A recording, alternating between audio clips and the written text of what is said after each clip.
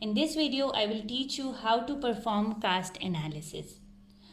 Cast analysis is one of the essential diagnostic aids in orthodontics. Casts or study models provide a three-dimensional view of maxillary and mandibular dental arches.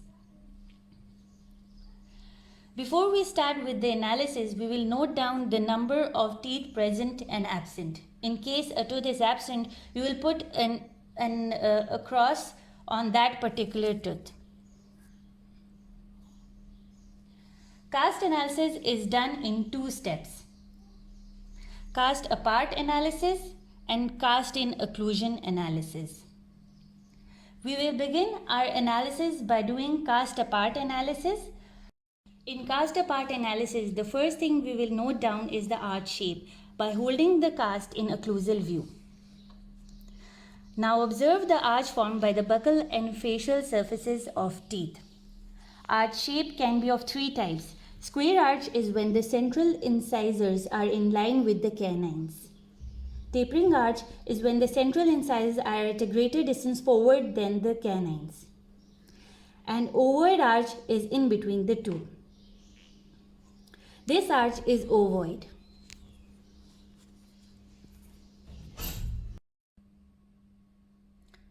Next is symmetry. For symmetry, we will compare the right and the left side of the arch by drawing an imaginary line in the center. This cast is symmetrical.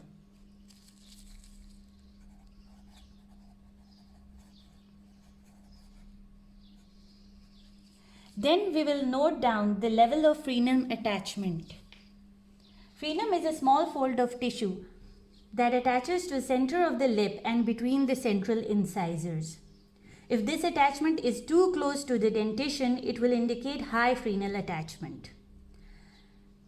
In this cast, the frenal attachment is normal.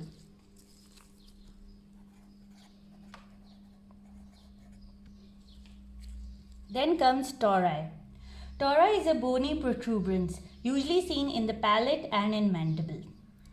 If it's present, write present. In this case, there is no tori present.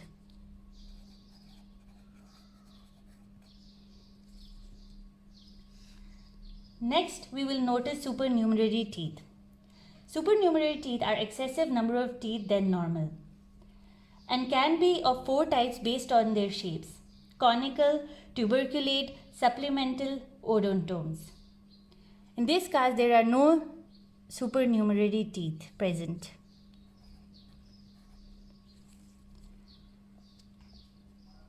Retained teeth. Retained teeth are teeth present even after their shedding time is over. You will have to write its number. In this case, there are no retained teeth present.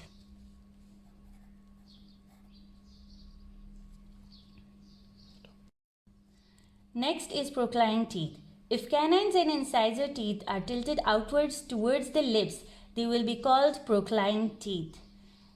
And if present, you will have to write down their number. In this cast, there is no proclination of anterior teeth. Similarly, retrocline teeth are lingually tilting of anterior teeth. If present, write down its number. In this case, there is no retrocline tooth. Next comes crowding. Crowding is misalignment of teeth seen when space available is less than space required. Notice the interproximal contact points of teeth. If they are not in their normal position, write crowding is present. In this case, crowding is present because of rotated canines. So I will write the number of teeth which are crowded.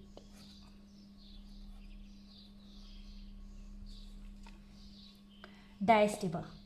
Space or gap between two teeth frequently seen between central incisors. In this case, there is no diastema present. I'll write absent. Torsiversion. Torsiversion is when a tooth is rotated on its long axis. If it's present, you will write the number of tooth which is in torsiversion. In this case, the canines are in torsiversion.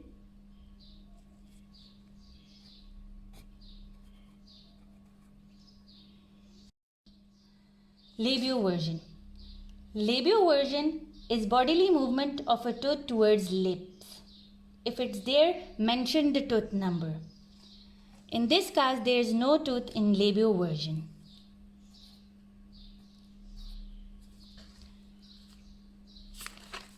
Buccoversion.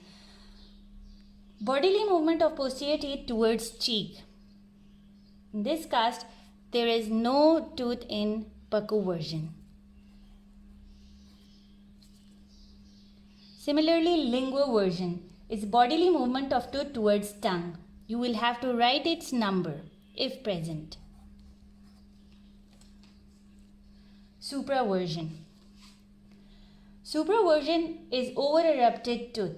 If it is present, write its number here. In this case, there is no supraversion tooth. Next is infraversion. Infraversion is a tooth that has not erupted to the occlusal plane.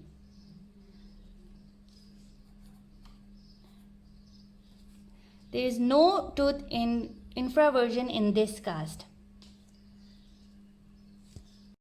Now we come to curve of Spee.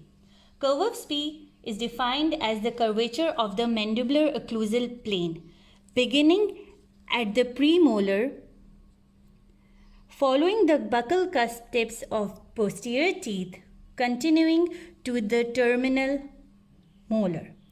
Normal value is 1.5 millimeters. Now I will demonstrate how it is measured. To measure curve of Spee, first make a measurement plane by placing a ruler horizontally extending from the central incisors to the distal cusp tip of the most posterior tooth. Then you have to measure the maximum perpendicular distance between the buccal cusp tips of mandibular teeth and the measurement plane, which is made by this ruler. In this cast, it is 2 millimeters. It is 2 millimeters from first premolar and 3 millimeters from second premolar. But we will write the maximum depth, which is 3 millimeter. Same procedure is repeated on the other side.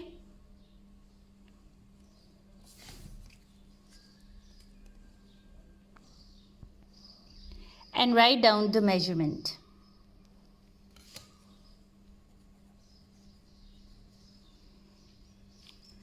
Towards the end, we will note down any other abnormality seen. For example, if there is a transpositioning or exchange of positions of two teeth. In this case, there isn't any. Cast apart analysis on maxillary arch is done in the same way.